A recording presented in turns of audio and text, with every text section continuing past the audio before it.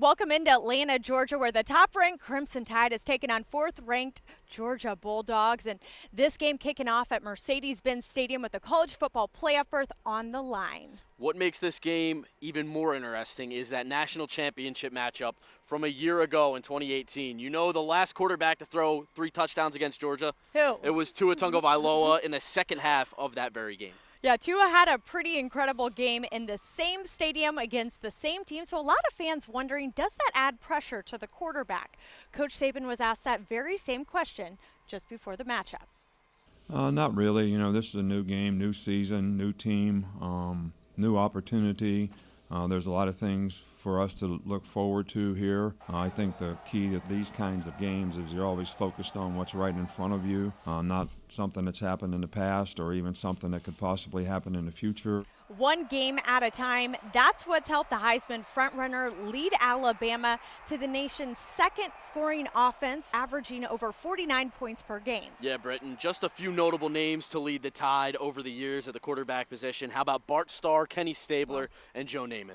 A lot of people asking, could this Crimson Tide offense, though, be the best there's ever been? We asked the voice of Alabama, Eli Gold, that very question.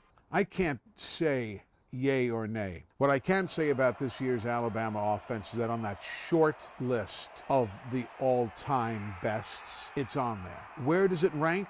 It's difficult to say. It's done some explosive stuff, but the game has changed. But suffice to say, if you look at strictly numbers, this team has the potential to blow a lot of them away, no doubt about it. Britton, in last year's national title game, the Georgia Bulldogs hadn't seen much of Tua Tagovailoa before he torched them in the second half.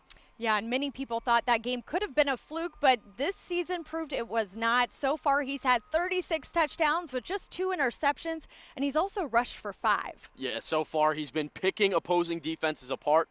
As for the Bulldogs, though, I think they'll be a little bit more prepared for him this time around.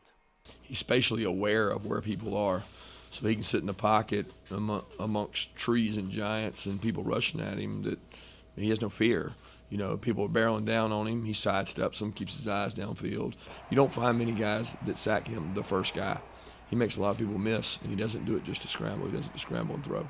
We'll see how much that extra prep work for the Bulldogs on Tua will help them in the SEC Championship game. And that game, it kicks off at 3 p.m. at Mercedes-Benz Stadium, and you can watch that right here, only on WHNT News 19. And we'll also have post-game interviews and highlights, so make sure to stick around after. That's it for right now. Reporting from Mercedes-Benz Stadium in Atlanta, Georgia, for Rocco DeSangro, I'm Britton Lynn, WHNT News 19 Sports.